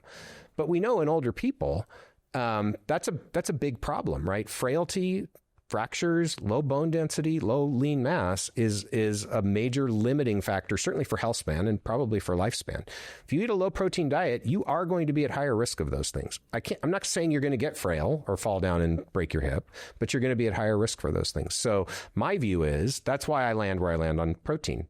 But I don't know for sure. I'm just saying that's kind of what the science tells me now. And I think people need to be honest that there is uncertainty. And for some people, a low protein diet might work really well. That's why if you are using those sort of foundational assessments we talked about, you can monitor your physiology, your biomarkers, your body composition. I'm sure there are some people who can eat a moderately low protein diet and do just great on their body composition because of their genetics or other things in their environment. But that's kind of the way I try to think about lifestyle. And so again, I think what I said about diet quality I feel pretty confident in that. Like, I think given what we know today, it would be hard to argue that a plant-forward diet where you're not necessarily eating red meat every day and you're not eating highly processed foods every day, a lot of them, is a good place to be. And then you can tweak it. You don't have to be perfect, right? So do I eat protein bars once in a while? Yeah, I eat protein bars once in a while. But I'm not eating, 8 protein bars a day. And I'm trying to find foods that have good ingredients if I do eat processed foods. How do you think about glucose variability? Yeah, I mean, again, so I think this is where CGM will tell you a lot, right? I don't worry so much about glucose spikes if you have good insulin sensitivity, right? In other words, you get a glucose spike, you secrete insulin, it comes down rapidly. Now, I think you could certainly make the argument that if you are going decades eating a diet that causes multiple glucose spikes, even if you have perfect glucose response and insulin sensitivity, over decades, that is likely to lead to insulin resistance and potentially diabetes down the road for most people. Will there be some people who can do that their entire lives and have perfectly good metabolic balance? Yeah, there will be. So, it might be okay for some people, but for most people, I think you want to. And again, if you're eating a high quality diet, like I was just talking about, you're probably not going to be having, multiple really high glucose spikes throughout the day. You're going to have pretty good glucose control. And if you're already metabolically impaired and you switch to a high quality diet, it's probably going to get better. I mentioned before, we can reverse diabetes in lots of people. That's how you do it, right? And you might need to reduce carbohydrates, particularly simple carbohydrates. I kind of said it about added sugars, but I think more broadly speaking, simple sugars for people who have any sort of metabolic impairment or insulin resistance, reducing that is a good thing from where you're at. But I don't worry per se about glucose spikes because I think if you're eating a high quality diet, that problem will more or less take care of itself for most people. But if you're wearing a CGM, you'll see it if it doesn't. So you'd look at response time, sort of shape of the curve. Absolutely. And then something like fasting insulin. Yeah. I mean, again, I think it's really the insulin sensitivity that's where I sort of look first. And I think there's pretty solid consensus that it's really the insulin sensitivity that we're looking at that changes with age. And certainly in the animal models that are aging more slowly and live longer, that is a common, if not universal feature is improved insulin sensitivity. On the exercise side, we talked about cases where maybe for some people, resistance training, building muscles may be more important than some of the cardio. I think we've all heard the sort of basics of 150 minutes a week of, zone 2 activity, some, a couple times a week of resistance training. I guess the way I would phrase this to you is, where do you think about within the realm of exercise, the kind of the most ROI, the most sort of return for your effort versus when are you starting to get into the optimization side of things? It's a good question. Again, I think it's very individual. And I would even say, we sort of alluded to this earlier. It sort of depends on where you're starting from and where you want to get to, right? What you should focus on. I don't think, again, there's definitely not a one size fits all. I don't think this idea that we know what optimal physical health even looks like, I think is a little bit, I question that. Like the idea that we should try to get our VO2 max as high as we possibly can. That's the one thing we all need to do. And that's the key. I don't think there's any good reason to believe that. And it's probably not worth trying to optimize anyways, unless you're one of those people where that's really what motivates you. I think look at your own situation. So one of the things I say about exercise is, if you're under muscled, definitely prioritize resistance training until you get to a point where you're not under muscled anymore. Like that's sort of non-negotiable to me. If I was trying to help somebody get to a better health status. In terms of understanding where that, like being under muscled versus sufficiently muscled, would you look at some of the functional tests, whether it's a body scan or whether it's some of the grip strength, this kind of functional test, to understand what properly muscled looks I'd like? probably start with a DEXA scan, right? And then you can look at strength. But again, most of the time, strength is going to be pretty tightly correlated with muscle mass. There could be conditions where somebody doesn't have strength that goes along with their muscle mass. Most of the time, it's going to be correlated. So I'd probably start with a DEXA scan because it's easy and it's quantitative and it shows you where the muscle is at. I'll also show you if you have adipose, if it's visceral adipose, which is, again, the metabolically challenging or the inflammatory adipose that we want to try to reduce as much as possible. And then there are percentile charts. And again, you can sort of decide where you want to be, but I would say, you want to certainly be in the top 50% of the percentile charts because most Americans aren't very healthy, right? And I would say you probably want to be in the top quartile, right? As a sort of rule of thumb. So that's where I would start. And then once you get there, you can sort of decide what works for you. Part of this is also like, you need to be able to maintain it, right? This is a lifelong journey, right? And so you should lean into that and say, what kind of exercise can I do that I enjoy or that I can envision myself doing for the next 10 years? And it can change over time for sure. But if it works for you to say, I'm going to do an hour of zone 2, 5 days a week, I'm going to get on the elliptical or the bike and do it every morning, great, do that. If it works better for you to say, I'm going to go on a 10-mile hike on the weekends, and I'm going to do resistance training, Monday, Wednesday, Friday. I'm going to go to the gym. I'll do a little bit of cardio. Great. Do that. Right. So again, I don't worry too much about trying to be very prescriptive when it comes to exercise because I think it's individual enough. And there's a motivational factor. You got to stick with it. Right. And I just don't trust the science enough to say that we really know what is optimal because it's a moving target. And I guarantee you sometime in the next couple of years, the recommendations are going to change on exactly how much zone 2 is optimal for longevity. Right. So in the other sort of pillars, we talked about diet and exercise, the, connection, sleep, stress, I sort of put those all together in a way. And I guess my question there is, how do you think about we talked about there's not a great way to measure sort of the emotional side of this, but just on the stress side of it, how do you think about markers that might tell us measuring cortisol, measuring inflammatory markers? Are those useful? I think they are. Again, cortisol is the obvious one that most people are going to look at. There's a few different ways you can measure it. I think it needs to be done right. So there are ways that you can measure cortisol throughout the day. So cortisol goes up and down in a circadian manner throughout the day. So you really want that information if you're going to really try to take a close look at cortisol. It's also sort of it's not a particularly sensitive marker, meaning I think it's hard for us, and stress is sort of a catch-all word. That's the other thing that's important to appreciate, right? There's all sorts of stress. And there are many things that can cause stress. And there's this idea of hormesis that at least in many cases, a little bit of stress is actually good for you, right? Because it turns up the protective pathways. So, cortisol can tell you sometimes if somebody is way, way outside the where we want them to be. But it's got to be a pretty big delta, I think, in order for us to be confident that that's the right interpretation. Meaning it's got to be far enough outside the normal optimal range for us to really be able to say, okay, we need to focus on this. I think most people, again, I would say most people probably have a pretty good idea of how stressed out they are.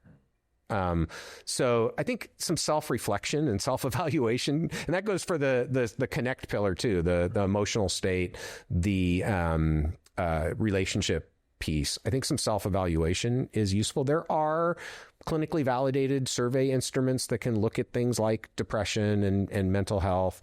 Those can be useful. Again, those are often built for severe cases of depression. So you have to be aware of which of the tests that you're using if you want to go down that road. And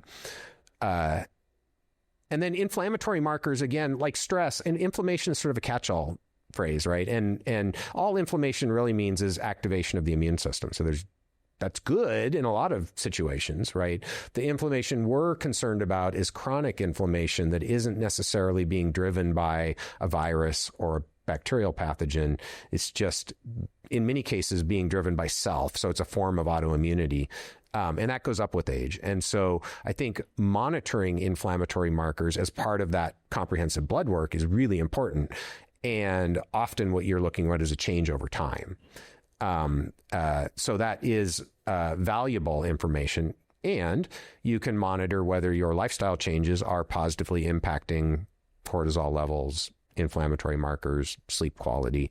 Again, these things are all tied together. Yeah. I mean, you mentioned even within exercise and diet, even when you talk about protein, how you feel being an important measurement. Absolutely. And I raise this with folks all the time, particularly in the context of glucose, of just like, if you find a diet that has you crashing less, I bet you feel better day to day, like that mid-morning crash, whatever. And I think stress is probably the same thing of, yes, there are some biomarkers we can look at, but you'll know if the meditation practice, the yoga, the walks, the whatever you've done, you just feel better. Yeah, no, I agree. And I mean, again, some people will even say that about supplements, right? And sometimes it's even a placebo effect. But hey, if it works, great. Like, placebo effect's real. If you're doing this thing and you feel better, that can have actually real effects on your physiology, independent of whether the supplement you're taking or the meditation that you're doing is causing those effects, because your brain will tell your body that you're feeling better and you're functioning better. So yeah, I agree completely. Know yourself, pay attention to your body, the way you're feeling. And when it comes to stress, I guess the last thing to add is, if you are in a condition of chronic stress, the key is figuring out where that stress is coming from, right? And I don't have the answer. I'm just stating the problem, but people should be aware of that. Like, it's not super helpful to know you're chronically stressed if you don't know where that stress is coming from. And then once you figure it out, you got to do something about it. So let's get into the supplement space a little bit. Maybe give us the 101 version of what rapamycin is and what it does in the body. Sure. So, okay, just for a point of clarity, though, rapamycin is not a supplement. It's a prescription medication, because I know people get confused about what those words mean. So rapamycin is it's actually a naturally produced small molecule. It's produced by a bacterial species that was found on Easter Island. That's where the drug gets its name, because Easter Island is also Rapa Nui. So rapamycin was discovered there. And it was originally studied as an antifungal, but then became clinically developed as an anti-cancer drug first, and then as an immunosuppressant. It was approved by the FDA more than 20 years ago for organ transplant patients to help prevent rejection of the transplanted organ. Sort of in parallel, it was studied in the basic research world, and it was discovered that the way rapamycin works is it's an inhibitor of a protein called mTOR. So they named the protein after the drug. mTOR stands for mechanistic target of rapamycin. And what mTOR does is it's one of these core gatekeepers that senses the environment and then helps the cell or the organism respond appropriately. And by respond appropriately, I mean, it's a controller of growth signals. So when there's lots of food around in the environment, for example, that's a good time to grow, because you've got food to feed your offspring, right? So mTOR gets turned up. That tells the cell to divide. It tells the organism to reproduce. When there's not very much food around, that turns down mTOR. That's a signal to shut down reproduction and growth and become stress resistant. That's what rapamycin does. It kind of tricks the cell or the organism into thinking that there's not very much food around, independent of what the environment actually looks like, by turning down mTOR. And what was discovered, it was interesting. This happens sometimes in science. There were 4 labs all right around the same time. This was like 2003 to 2004, who all independently stumbled on mTOR as a key longevity factor. And it was done in 3 different animal models. And I was fortunate to be involved in one of them. So we all sort of, through different approaches, discovered that turning down mTOR slowed aging in different animal models in the laboratory. And since then, rapamycin has sort of emerged as the gold standard in many ways of a longevity drug. It's the most robust in terms of increasing lifespan, so magnitude of effect in mammals, in rodents, mice and rats, and it works in every animal where it's ever been tested, highly reproducible. And it seems to broadly delay the aging process, not just increase lifespan. So function is improved in pretty much every tissue and organ where people have looked. In some cases, you can even reverse functional declines. So if you take a middle-aged mouse, you start giving it rapamycin, so it's like the mouse equivalent of a 60-year-old person, you can get up to about a 20-25% increase in lifespan. And at the same time, you improve function in a bunch of tissues and organs. So this has been seen, I think, most robustly in the brain, the heart, the immune system, the oral cavity, and the female reproductive system. So after declines have already happened as part of the normal aging process, you start giving the animal rapamycin, and the function goes back to that of a young animal. So that's super promising from the perspective of this translational approach we talked about earlier, because that's what you really want. If you have a drug that slows aging and reverses functional declines to go along with aging, you want it to be something that you can start giving in middle age. You don't want to have to start giving it to teenagers, right? And it would be great if it can actually make things better in middle-aged people. So that's kind of where we're at now. We don't know, does rapamycin do the same thing in humans? There's some, I think, early indications. It may in some ways, but nobody's done the clinical trials yet. We're in the process of testing whether rapamycin can slow aging, increase lifespan, improve health span in companion dogs. As part of the dog aging project. So we don't know. There's lots of people taking it off label. And that just means it's being prescribed by a physician for something other than what the FDA approved it for, right? So lots of people taking it off label in the hope that it will improve their longevity or health span, but we're still waiting on the data at this point. Why does turning down mTOR, which sounds like it's valuable, we want a molecule that does this and understands what's going on, why does that seem to have a longevity effect? It sort of makes sense in the immunosuppressant side or the anti-cancer side, but why does it seem to affect longevity? Yeah, so there's a couple of ways to think about this. One is the sort of evolutionary explanation. I won't spend much time on it, but I think it's probably at least partly right, which is that, so I talked about this decision, sense the environment, how much food is there, choose whether to grow and reproduce or not. The flip side of that is when there's not much food around, you turn down the growth signals and the cell, the organism becomes very stress resistant. So these stress response pathways get turned up. That is associated with the slower aging rate.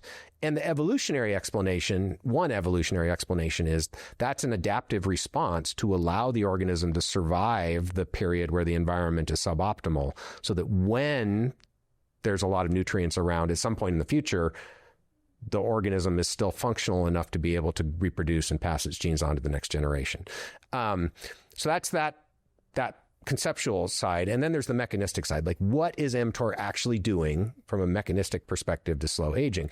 And it's doing a lot. So this is where it gets complicated real quick. So we can point to one thing, to mTOR, and say, yep, that's one of the key knobs we can turn in this network. But then when we get downstream of mTOR, there are a lot of things that it regulates that have been implicated in the aging process.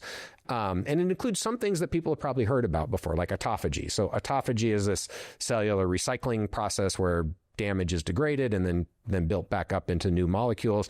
Autophagy is talked a lot about in the context of fasting. Again, this makes sense. If you think about what rapamycin does, it tricks the cell into thinking it's fasting, right, in some ways. So when you treat cells with rapamycin, it turns up autophagy, and that breaks down accumulated damage that's associated with aging. There's evidence in animal models that you need that increase in autophagy to get the lifespan extension. Rapamycin also improves mitochondrial function. So we've talked about mitochondria. The way it does that is complicated, but that seems clear. It can even rescue some diseases that are caused by severe mitochondrial function, at least in mice, which is pretty interesting. It also regulates how many proteins are synthesized, so something called protein synthesis. And it also is a very potent anti-inflammatory. That's how it actually works in the context of organ transplant rejection. What's interesting about rapamycin, and again, I'm not an immunologist. I'm not going to try to talk like an immunologist. But it seems, to me at least, that rapamycin, at the doses people are taking it off-label or that extend lifespan in laboratory animals, is very effective at blunting the kind of inflammation that increases with age, this chronic, sterile, inflammatory environment. I'm not saying it doesn't impact other aspects of immune function, but it seems to be particularly good at blunting those sorts of inflammatory responses. And so I think that drives a lot of the functional improvements we see in animals, and the anecdotal in people, is this ability to tamp down chronic sterile inflammation. So given what we know, and that it does seem to be the most robust sort of exogenous substance, at least now in terms of longevity, why shouldn't I, as a 49-year-old man, go ask my doctor for rapamycin? Well, your doctor probably wouldn't even know what rapamycin is, depending on your doc, right? I don't want to assume anything about your doctor. Most people's doctors, if you went and asked them for rapamycin, the doctor would be like, what's that? There's two reasons for that. Number one, rapamycin is actually referred to as sirolimus in the clinical literature. So it's same molecule, two different names. And number two, most docs don't deal with organ transplant patients. And that's going to be where most of the clinical data on rapamycin is. So that's kind of a silly answer, but it is true. And I know lots of people who've asked their doctor to prescribe rapamycin off label, and the doc, first of all, is like, I don't know anything about it. And then they go do some research and they're like, why would you want to take an organ transplant drug? That's an immunosuppressant. You're crazy. So the docs don't know the literature in the longevity space or the data that's been collected from people using it off label. Okay. So now the much more practical answer. I mean, the obvious reason why you wouldn't take it is it might have risks, right? Everything we do has risks of side effects. I think one of the things that I think many people can benefit from, not just in this space, but in general, is appreciate that when we're talking about any change we're going to make for our health, it's probabilistic. There's very little that's 100% certain either direction.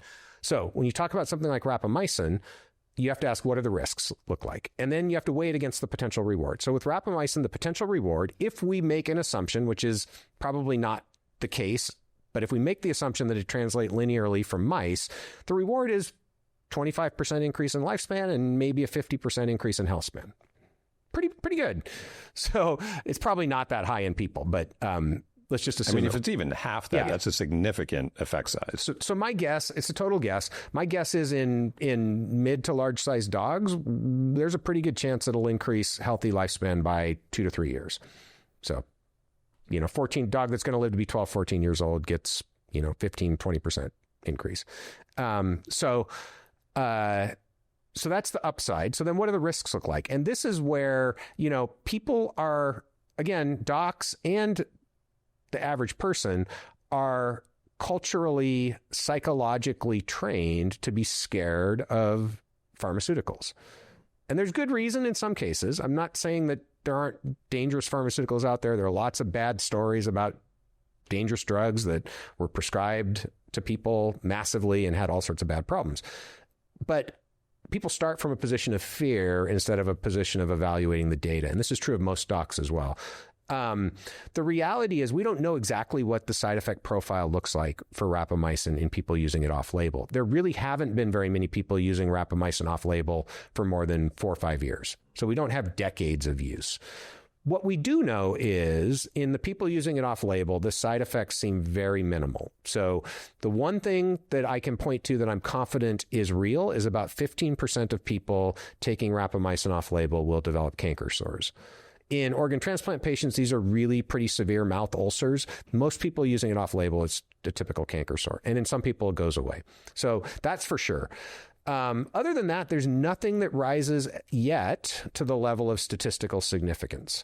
Obviously, all of this is dependent on dose, potentially duration, and the health status of the people and the other drugs that they're taking. So if you look at an organ transplant patient, they're taking a daily dose of rapamycin, a higher dose, other strong immunosuppressants, there are real side effects there. When you look in people who are healthy using it off label who aren't organ transplant patients, mouth sores is the one thing that reaches statistical significance.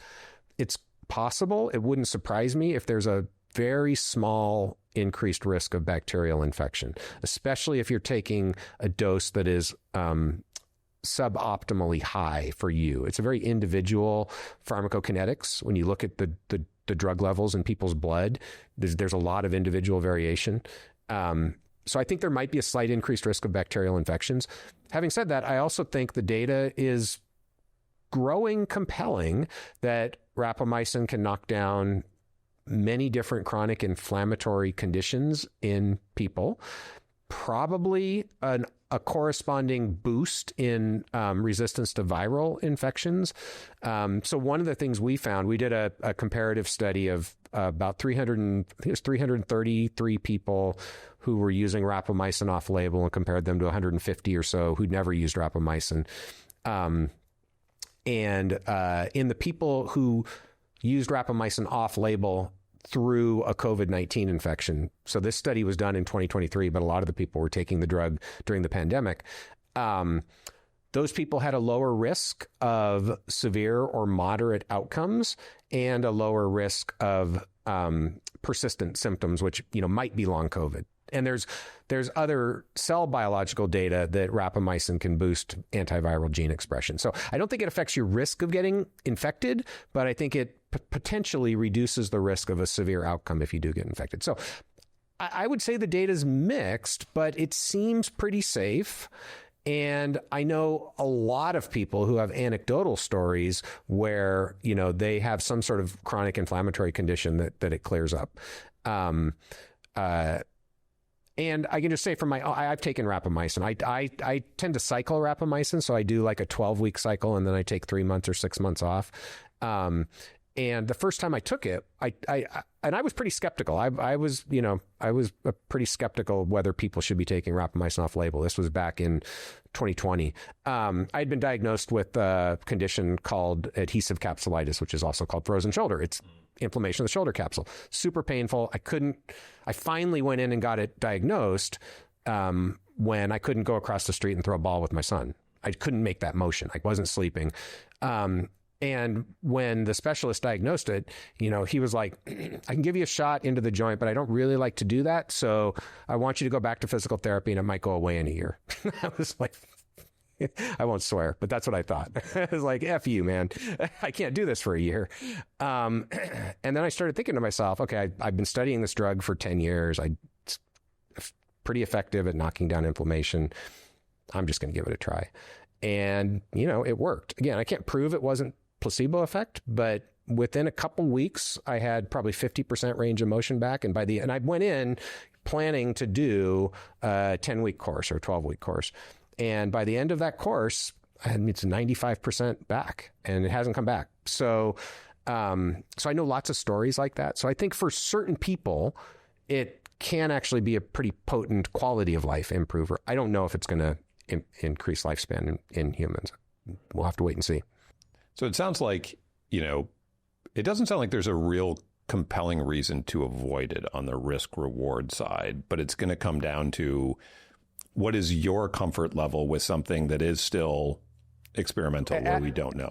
Yeah, I think that's a fair way to frame it. And again, just to be fully transparent, we don't know exactly what the risk side looks like. This is based on collecting data from, it's now probably in the thousands of people, but we're not talking tens of thousands, hundreds of thousands of people to really know what the risk profile looks like. So I think you're right. I think everybody has to evaluate this on their own. And I'll just, say my observation, which is that I think the majority of people, particularly in the United States, tend to struggle to take a really unbiased risk-reward perspective because we are a culture of fear when it comes to medicine or health.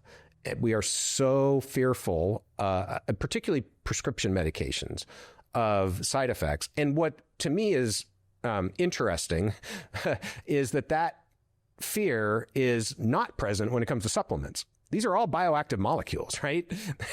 So there's a disconnect in the way people approach over-the-counter supplements and prescription medications. Yeah, for sure.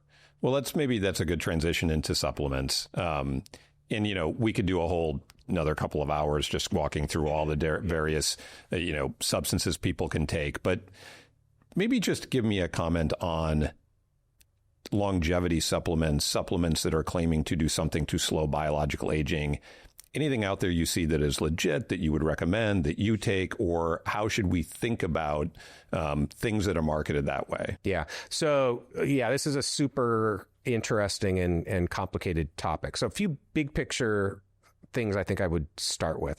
One, just like with rapamycin, there's no supplement that has been proven to impact longevity in humans. There's no supplement where there's even good data that it impacts longevity in humans.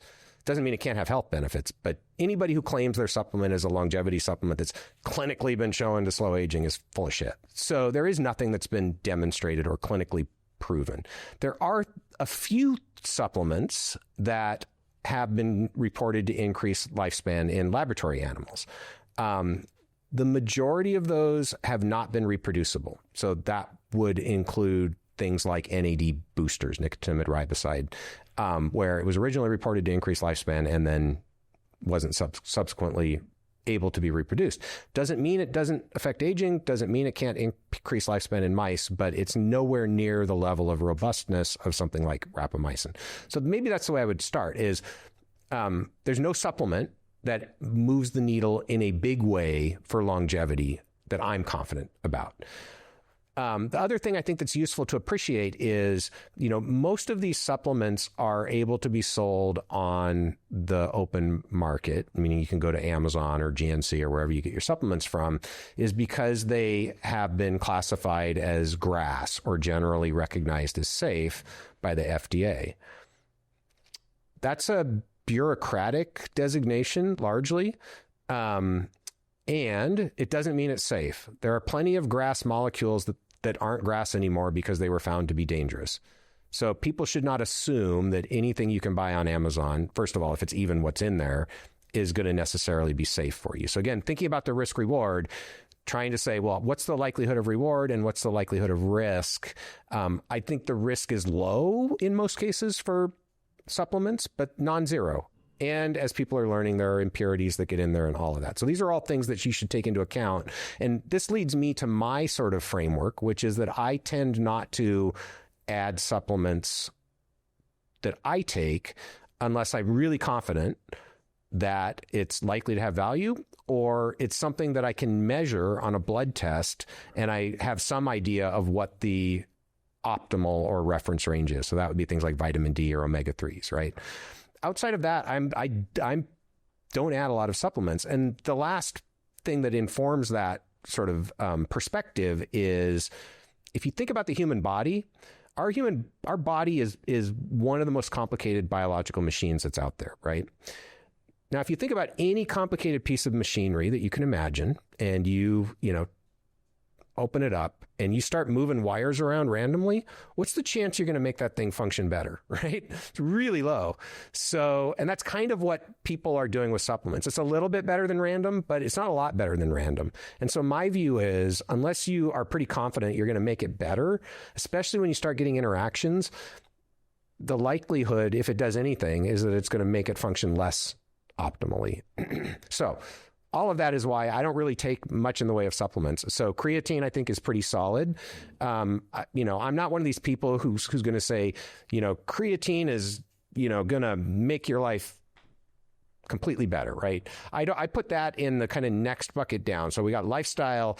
I go back and forth on where I put rapamycin. I think for some people, it's in that really moves the needle bucket, but probably not for everyone. And so those would be people like me where, I had this condition. I put creatine in the next level down. Like, I believe that for a lot of people, it can have sort of an incremental value, especially if you're, living a relatively healthy lifestyle and doing resistance training regularly. And there may be some protective effects beyond its effect on muscle mass and muscle function. But it's not like something that's going to change your life, I don't think, for most people. So then there's a whole bunch of things that I put in the interesting category where, and I tend to differentiate longevity from general health status. So there's a lot of supplements out there that might have benefits for general health status or for brain health or whatever, but where there's no evidence that they affect biological aging or can increase lifespan in laboratory animals. Which is really the gold standard way of showing that you've affected biological aging. So in the aging realm, I think things like alpha-ketoglutarate is interesting. Urolithin A is interesting. Spermidine is interesting. NAD boosters are interesting, but there's a lot of noise and smoke and bad data in that field. So I don't know where that's going to play out. But none of them are convincing in my view at this point. And we mentioned this earlier, but resveratrol also fits into this bucket of not really proven. You don't need to drink a glass of red wine every day to help yourself live long. Take it further than that and say resveratrol is the most debunked longevity intervention of all time. So Again, could it have health benefits for some people in some contexts? Maybe. Yeah, sure. Is it a longevity drug? Absolutely not. There was a meta-analysis done a couple of years ago. I wasn't involved. This isn't my work, where they looked at all of the published studies of resveratrol and its effect on lifespan in laboratory animals. And the average or median effect was 0, meaning that in the published literature, for every study that showed a positive effect, there was a corresponding negative effect, ballpark, right? And because there's a publication bias towards positive effects, my speculation is if you were to be able to include those studies that were never published, you would actually get a negative effect from resveratrol on longevity. Resveratrol is not a longevity drug. It never was. It was sold to people in a way that was, hype and smoke and mirrors.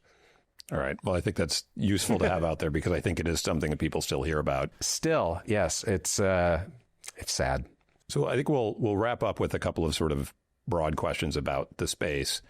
You've mentioned before that longevity or aging as a science does not get nearly the amount of funding that something like cancer research or even any of these kind of disease-specific things does. What do you think, what could we unlock with the proper amount of funding? What's being held back because we don't have just simply enough money? Sure.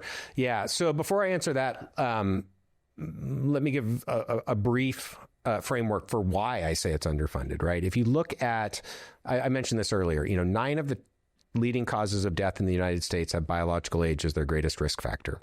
And yet, only 0.5% of NIH funding goes to studying biological age, even though it's the greatest risk factor for 9 of the top 10 causes of death.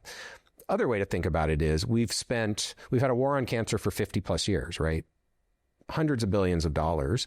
And that's good. Like we want to cure people's cancer. Absolutely. But if you look at the population level, if we could cure every form of cancer today, if I had a magic pill, which by the way isn't going to happen, but if I did, and I could cure every cancer that's ever going to happen, you get about 3 years of life expectancy for a typical 50-year-old woman.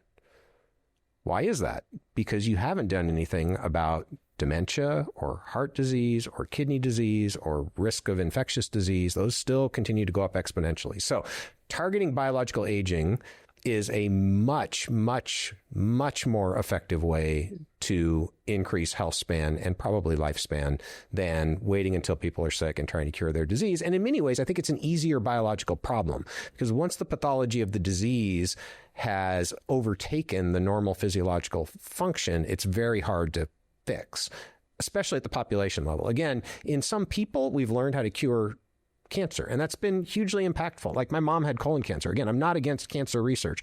I want cancer cured. Fortunately, hers was.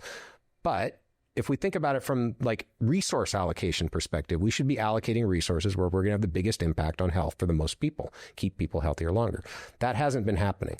So I would say the field, despite being massively underfunded, has overperformed other areas of biomedical research just on a resource to discovery perspective.